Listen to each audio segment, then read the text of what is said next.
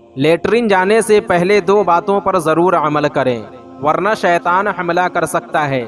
شیطان کہتا ہے میں لیٹرین میں ان لوگوں پر حملہ کرتا ہوں جو لوگ 2 باتوں پر عمل نہیں کرتے۔ شریر اور خبیث جنات کبھی بھی انسان پر حملہ کر سکتا ہے اور اسے تکلیف پہنچا سکتا ہے، لیکن اکثر سرکش جنات اور شیطان کا حملہ بیت الخلا یعنی لیٹرین کرنے کے درمیان ہوتا ہے۔ لیٹرین جانے سے پہلے اگر 2 باتوں کا خیال رکھا جائے تو انشاءاللہ خبیث شیطان اور جنات کے حملے سے محفوظ رہیں گے۔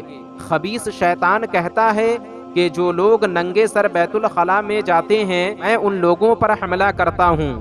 ننگے سر لیٹرین جانے سے 2 نقصان ہوتے ہیں، ایک تو یہ کہ اس سے شیطان حملہ کر سکتا ہے، اور دوسرا ننگے سر بیت الخلا جانے سے خطرناک قسم کی بیماریاں ہو سکتی ہیں۔